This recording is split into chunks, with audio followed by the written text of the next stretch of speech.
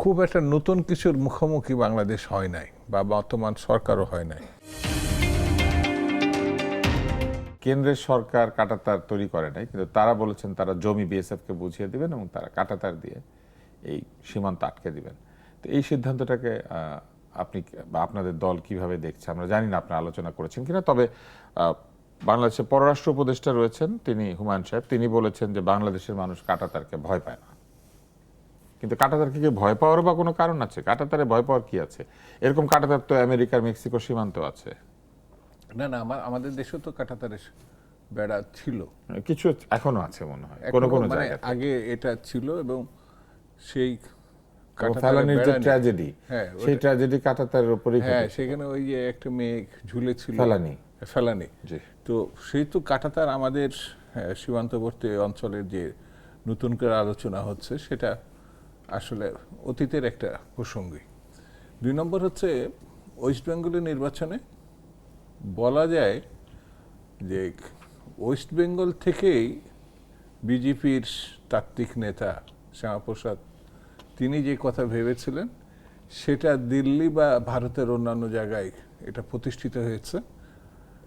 এতদিন ওয়েস্ট বেঙ্গলে এটা খুব একটা সমর্থন বা সাড়া পায় নাই। এবার সেই রাজনীতির বিভিন্ন পল্লবিত হয়ে ওয়েস্ট বেঙ্গলকেও দখল করেছে। তো এটা আমার কাছে খুব একটা নতুন প্রসঙ্গ বলে মনে হয়নি। এই কারণে তা 2 টার্ম তো পদ্ম ফুলের রাজনীতির সঙ্গে তো বাংলাদেশ পরিচিত, সেন্ট্রাল পর্যায়ে তো তারা 2 টার্ম আছে। এই 3 মাসের বিএনপি সরকারের সময় এই আমরা তৃণমূলকে বিদায় নিতে দেখলাম বিজেপির কাছে। এই মমতা ব্যানার্জি থাকা অবস্থায় আমাদের তিস্তার পানি চুক্তিটা হতে হয় নাই তার তীব্র বিরোধিতার কারণে। অর্থাৎ মমতা থাকলে কি হবে সেগুলো কিন্তু অনেকগুলো দৃষ্টান্ত আছে। তার সময় তার কাটার বেড়া হয়েছে, তার সময় পানি আমরা পাই নাই।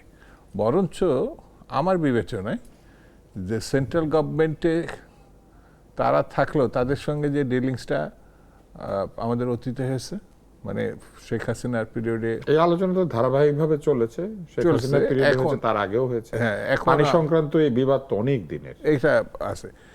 এখন নতুন সরকার আসার পরে আমার মনে হয় না যে তারা নতুন কিছু, মানে এই ক্ষেত্রে হ্যাঁ, সাম্প্রদায়িক রাজনীতি যারা বহন করে সে যে দেশে হোক যে অবস্থায় থাক, সেটা এক ধরনের মারাত্মক একটা ঘটনা, যে কোনো সময় তারা এটাকে মারাত্মক একটা জায়গায় নিয়ে গিয়ে দাঁড় করিয়ে ফেলতে পারে।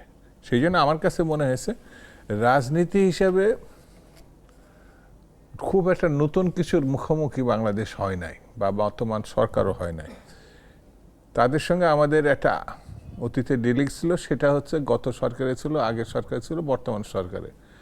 সেই কারণে আমার কাছে মনে হয় ওয়েস্ট বেঙ্গলে যে পরিবর্তন, সেই পরিবর্তন আমরা একটু অপেক্ষা করে দেখতে পারবো, ভালো না মন্দ।